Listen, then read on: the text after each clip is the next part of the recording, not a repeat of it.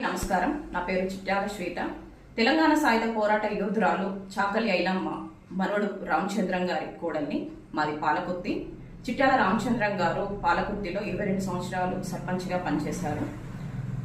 సోమవారం సాయంత్రం సట్ల అంజలి అనే మా రజక జాతి ఆడపడుచు హత్యకు గురి కాబడింది.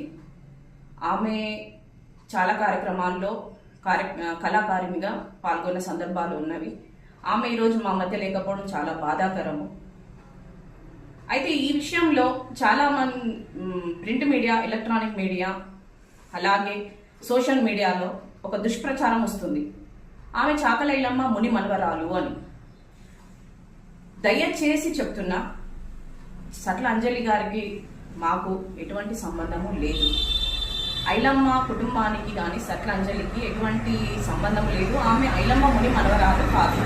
దయచేసి ప్రతి ఒక్కరు ఈ విషయాన్ని సోషల్ మీడియాలో వచ్చిన దాన్ని ఫార్వర్డ్ చేసుకుంటూ కామెంట్స్లలో అంత గొప్ప యోధురాలు కడుపున కుటుంబంలో పుట్టిన మహిళకు ఇలాంటి కూతురు పుట్టడం ఏమిటి అని ఒక కామెంట్స్ పెట్టి చూస్తుంటే మాకు చాలా బాధాకరంగా ఉన్నది. దయచేసి చెప్తున్నా,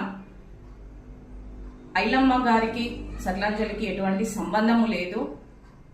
దీన్ని మీరు పబ్లిక్లో ఇలా తీసుకెళ్లి సమాజంలో ఐలమ్మకున్న పేరు ప్రఖ్యాతలను చెడగొట్టే విధంగా సోషల్ మీడియా కానీ, ఎలక్ట్రానిక్ మీడియా, ప్రింట్ మీడియా వాళ్ళు చేసే దుష్ప్రచారం చూస్తుంటే చాలా బాధాకరంగా ఉన్నది. దయచేసి వీటిని ఇక్కడితో ఆపేయండి. నిజంజాలు తెలుసుకోండి, నిజాన్ని బయట పెట్టండి, అబద్ధపు ప్రచారాలు చేయకండి. అలాగే సట్ల అంజలి గారి ఆత్మశాంతి జరగాలని భగవంతుణ్ణి ప్రార్థిస్తున్నాను.